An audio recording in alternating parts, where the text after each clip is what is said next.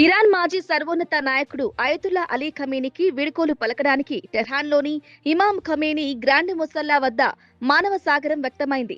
July 3న ప్రారంభమైన ఈ అంత్యక్రియల ఊరేగింపు జూలై 9 వరకు ఇరాన్, ఇరాక్లలోని 5 ప్రముఖ నగరాల గుండా సాగనుంది. ఖమేనీ 14 నెలల మనవరాలు, కుటుంబ సభ్యులు ఆయనకు కన్నీటి నివాళులర్పించారు. సంతాప సూచకంగా నల్లని దుస్తులు ధరించిన ఇరానీయులు రక్తం పారుతుంది, అమెరికా నశించాలి, ప్రతీకారం ప్రతీకారం అంటూ ఆకాశం బద్దలయ్యేలా నినాదాలు చేస్తున్నారు.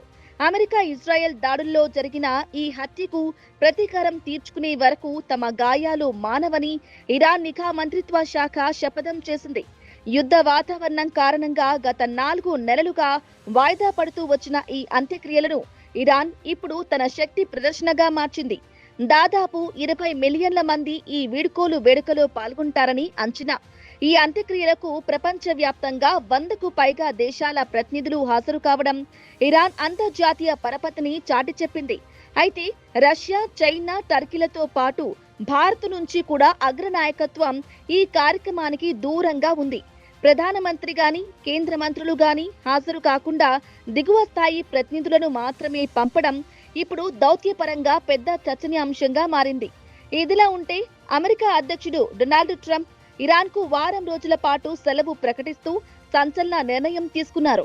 మానవతా దృక్పథంతోనే అంత్యక్రియల కోసం ఈ సెలవు మంజూరు చేసినట్లు ప్రకటించిన ట్రంప్ ఈ కార్యక్రమం ముగిసిన వెంటనే ఇరాన్ తమ షరతులకు కట్టుబడి ఉండాలని ఖరాఖండిగా చెప్పారు. మరోవైపు అణు కర్మాగారాల తనిఖీకి ఐఏఈఏకు అనుమతిని ఇచ్చేందుకు ఇరాన్ నిరాకరించడంతో అంత్యక్రియల తర్వాత జరగబోయే అమెరికా ఇరాన్ చర్చలపై ఉత్కంఠ నెలకొంది. ఇరాన్ మాజీ సర్వోన్నత నాయకుడు ఖమేనీ శవపేటికను ముందుగా టెహ్రాన్లోని ఇమాం ఖొమేనీ గ్రాండ్ ముసల్లాకు తరలించారు. పలు దేశాల ప్రతినిధులు, బృందాలు అంత్యక్రియలకు హాజరయ్యాయి. అలీ ఖమేనీ 14 నెలల మనవరాలు, కుమార్తె, భార్య, అల్లుడు కూడా తమ చివరి నివాళులు అర్పించారు. ఖమేనీ అంత్యక్రియల కోసం టెహ్రాన్ వీధుల్లో భారీగా సైనిక, పోలీసు బలగాలను మోహరించారు. అన్ని ప్రధాన రహదారులు, కూడళ్లు మరియు ప్రభుత్వ భవనాల వెలుపల సైనిక, పోలీసు బలగాలను మోహరించారు. ప్రధాన రహదారులపై సైనిక వాహనాలు పహారా కాస్తున్నాయి. ఖమేనీ అంత్యక్రియలకు హాజరైన ప్రజల కోసం టెహ్రాన్లోని మెట్రో మరియు ప్రభుత్వ బస్సులు ఉచితంగా అందించబడ్డాయి.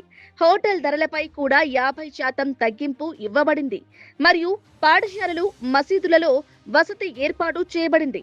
ఇతర నగరాల నుండి ప్రజలను తీసుకురావడానికి ప్రత్యేక రైళ్లను కూడా నడిపారు. అలీ ఖమేనీ అంత్యక్రియల ఊరేగింపు మొదట ఇరాన్లోని టెహ్రాన్ మరియు ఖోమ్ గుండా, ఆ తర్వాత ఇరాక్లోని కర్బలా మరియు నజాఫ్ గుండా వెళుతుంది.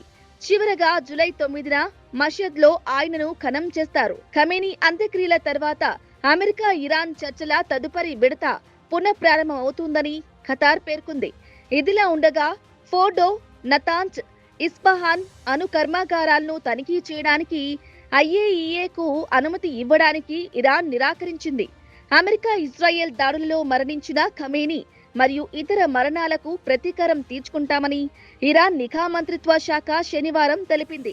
ఈ హత్యలకు బాధ్యులైన వారిపై ప్రతీకారం తీర్చుకునే వరకు మా గాయాలు మానవు అని మంత్రిత్వ శాఖ పేర్కొంది. 4 నెలల ఆలస్యం ఎందుకు జరిగింది?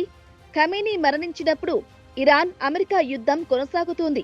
ఇరాన్లోని అనేక ప్రాంతాలపై నిరంతరం బాంబుల వర్షం కురుస్తోంది. అంత్యక్రియల ఊరేగింపు లక్షలాది మంది ప్రజల ప్రాణాలకు ప్రమాదం కలిగించి ఉండేది. ఖమేనీ అంత్యక్రియల లేక శక్తి ప్రదర్శన? జూలై 3 నుండి 9 వరకు జరిగే ఈ అంత్యక్రియలు కేవలం సంతాప కార్యక్రమం మాత్రమే కాదు, ఇరాన్ యొక్క శక్తి ప్రదర్శన కూడా. 100కు పైగా దేశాల ప్రతినిధులతో సహా సుమారు 20 మిలియన్ల మంది ప్రజలు హాజరవుతారని అంచనా. CNN నివేదిక ప్రకారం లక్షలాది మంది ప్రజలను వీధుల్లోకి సమీకరించడం ద్వారా తమ పాలనా వ్యవస్థ మరియు ఇస్లామిక్ విప్లవం ఇప్పటికీ పూర్తిగా బలంగా ఉన్నాయని ఇరాన్ ప్రపంచానికి సందేశం పంపుతుందని నిపుణులు అంటున్నారు. ఈ వేడుక కోసం మొహరం మాసాన్ని ఎందుకు ఎంచుకున్నారు? షియా ఇస్లాంలో ఈ నెల సంతాపం మరియు అమరత్వంతో గాఢంగా ముడిపడి ఉంది.